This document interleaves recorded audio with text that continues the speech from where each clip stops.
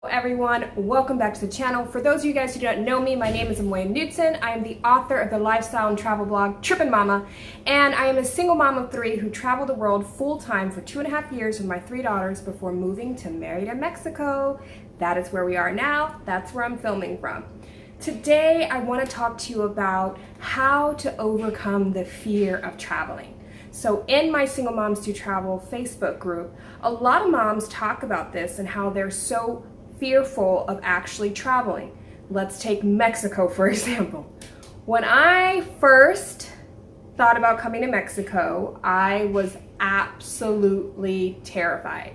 I heard all the news stories that you guys have about cartel and all the other kind of stuff. Really, the only thing I heard about Mexico was negative stuff from childhood on up to adulthood. So I was really scared. I was actually gonna drive to Mexico. At the time I still had my vehicle, but I decided against it because I was worried about getting kidnapped or murdered or whatever else it was. So I just decided, or murdered or whatever else. So I just decided to fly instead. We were going for a world schooling conference summit thing that was in Guanajuato, Mexico. This was about 2 years ago, so it was still early in our travels. And yeah, I was terrified. So one of the things I did in order to overcome this fear was reach out to people that were already there. So I reached out to a mom that was already living in Guanajuato, and we connected before I even got there. I recommend this for all single moms that are thinking of traveling.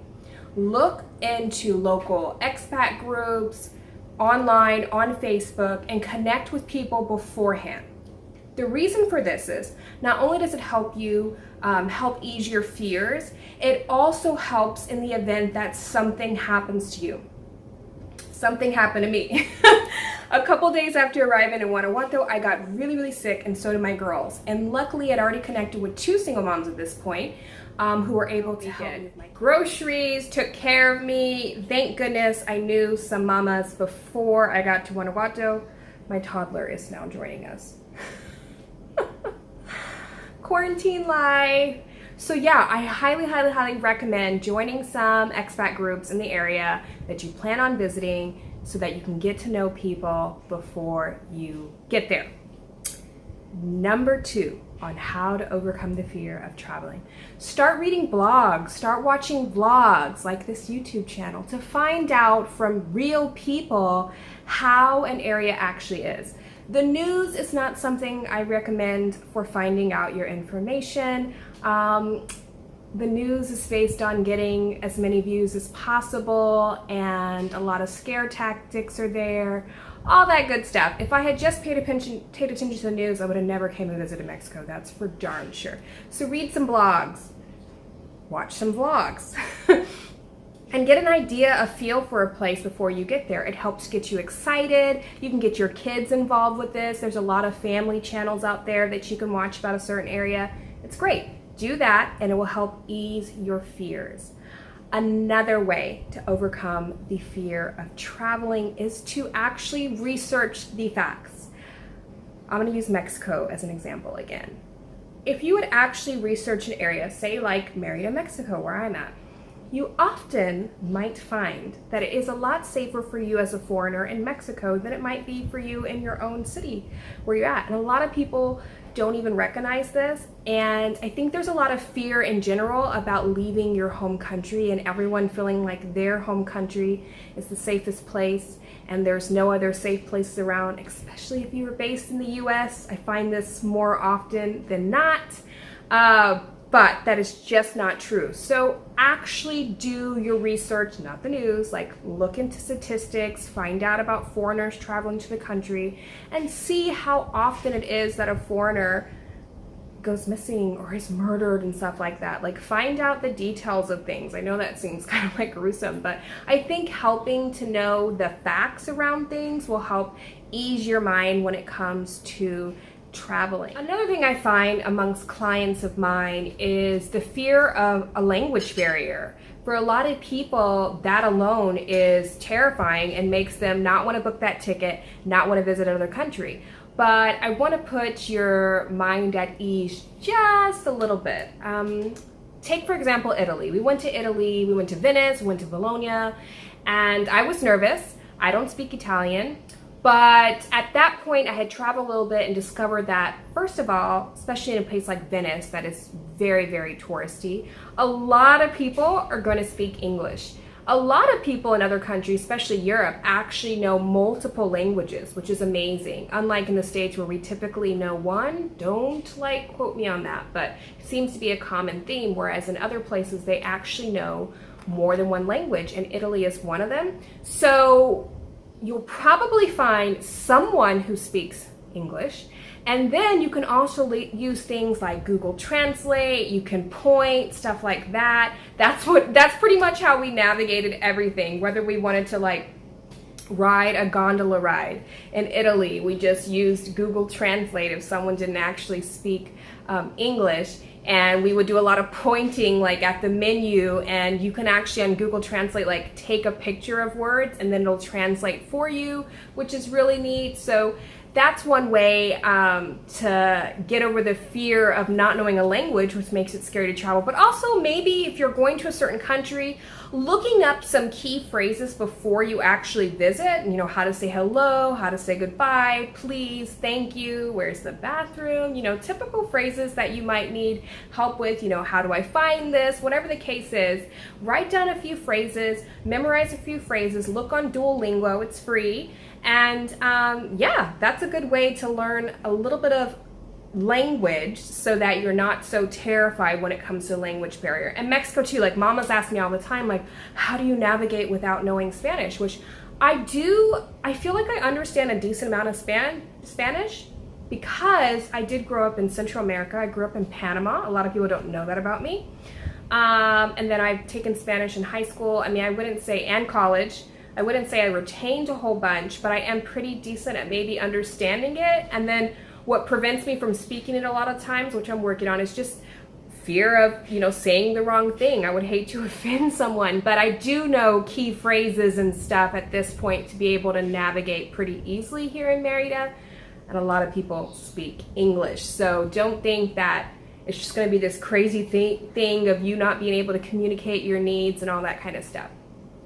Let me see. So another thing to help ease your fear of traveling, especially as a single mama, is maybe looking up hospitals beforehand, maybe learning how to navigate getting to a hospital will help ease your fears. So when I visited Albania, I actually visited Albania with my girls and a friend and her daughter, and we all stayed in, this is not when we were visiting Albania, when we visited Saranda, which is a city in Albania on the near the beach. And we went for 10 days. And while we were there, Novella, my youngest, fell off the couch and hit her head on a coffee table and split her head open. And it was absolutely terrifying. I'm so grateful that I actually had another single mama with me to help calm me. But we had to navigate we had to go to the hospital, and luckily we had hired a tour guide to take us down to Saranda. He was in town and he came right away, picked myself up and my daughter up and took us to the hospital, and he was able to navigate the language and help us get seen right away. They were so helpful getting her stitched up. It was the first time she'd ever gotten stitches. It was so terrible, but she actually was fine. So it helped to not only know a little bit about how the hospitals work there, but another tip would be to connect with someone local. So not just connect with other expats or other foreigners, connect with people in the local community that can help you, because more often than not, depending on where you go, but for the most part during our travels, locals are the most friendly and helpful people you will find. So just like that tour guide who was an amazing friend and took us on tons of tours and was super helpful about showing us his country, you can find that and connect with those people prior to getting to the country you're going to visit, or right away when you get there, make sure you reach out and connect with different locals. It just makes it easier, it eases your fears, it eases your anxiety, all that kind of great stuff. It's no secret that people are scared of tons of things, and because they are scared of things, A lot of people never attempt them. They're just too scared to even try. Travel is just one example. Living abroad is just another example of these types of things. If I had let fear get in the way, I wouldn't have done any of this stuff. There is no way I would have sold all my possessions and taken off around the world with my daughters. There'd be no way I'd be living right now and married in Mexico. No, there'd be no way I would have started this YouTube channel, the blog, my Facebook community, or anything, because all of these things are scary. Getting in front of a camera like this is absolutely freaking terrifying. But my biggest advice and all of this and all the advice I just gave in order for you to overcome fear so that you can travel is you just got to do it. You have got to do it. The scariest thing is that first part, booking the tickets, booking your accommodations, making the actual decision to go, and telling family members and friends and all that kind of stuff. That's the scary part. When you actually get there, you find out that it's not that scary. Like, people aren't that much different from you. The world is a beautiful place. And yeah, it might not go perfectly. It actually is guaranteed not to go perfectly. We've had everything under the sun go wrong during our travels. And to this day, when we travel, there's always things that go wrong. And I've gotten better at just kind of going with the flow. Part of my name, a lot of people think the name Trippin Momma comes from trips, like we take trips. Okay, that's only one part. There's actually three parts. Trips, as in we take trips. Trippin Momma for the fact that I literally fall down all the time. If there is a hole when we're out exploring, I will find it and I will fall in it. I will trip, I will stumble, baby on my back and all. She's like always in her carrier and we're falling all the time. And then the last form of tripping is the fact that I'm always losing my mind during traveling because things can go crazy wrong. One of our first big trips was Puerto Rico.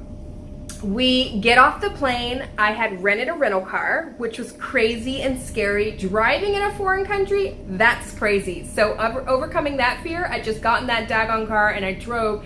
And I was shocked because I was still a newbie at travel, and there were holes in the road. And I'm not used to this. Now it's so common, it doesn't faze me. I'm like, this is the beauty of this country.